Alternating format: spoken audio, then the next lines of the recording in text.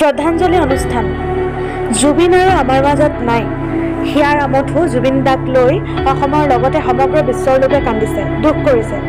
জুবিন দাক ভাল পোৱাৰ বাবে আৱেগিক হৈ বিভিন্ন ঠাইত আত্মহত্যা কৰাৰ নিচিনা ঘটনাৰ খবৰো আহিছে। বৰ্তমান সময়ত য'তে ত'তে কেৱল জুবিন দাৰ গান, চকুত যদিও চকু পানী নাই কিন্তু হৃদয়ে কান্দিছে। জুবিন গাৰ্গক চিনি নোপোৱা কোনো এজন মানুহ নাই, সকলোৱে চিনি পায়। জুবিন গাৰ্গৰ সেই বিখ্যাত সংলাপ এতিয়া সকলোৰে মুখে মুখে, মোৰ কোনো জাতি নাই, মোৰ কোনো ধৰ্ম নাই, মই মুক্ত। মাৰ্ঘেৰিটাবাসী ৰাইজে আজি বিভিন্ন জাতি ধৰ্ম বৰ্ণ নিৰ্বিশেষে সমূহীয়াকৈ জুবিন গাৰ্গৰ স্মৃতিত শ্ৰদ্ধাঞ্জলি অনুষ্ঠান উত্তৰ মাৰ্ঘেৰিটা ৰংগমঞ্চত আয়োজন কৰিছে।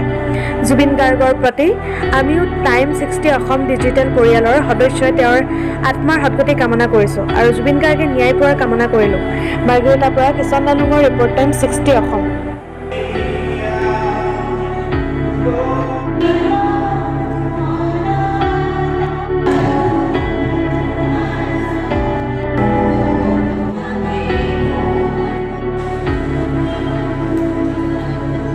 মাৰ্ঘেৰিটাত সমগ্ৰ মাৰ্ঘেৰিটাবাসী ৰাইজৰ হৈ আমি শ্ৰদ্ধাঞ্জলি অনুষ্ঠানৰ আয়োজন কৰিছিলোঁ, শ্ৰদ্ধাঞ্জলি আৰু স্পিৰিচাৰৰ অনুষ্ঠান।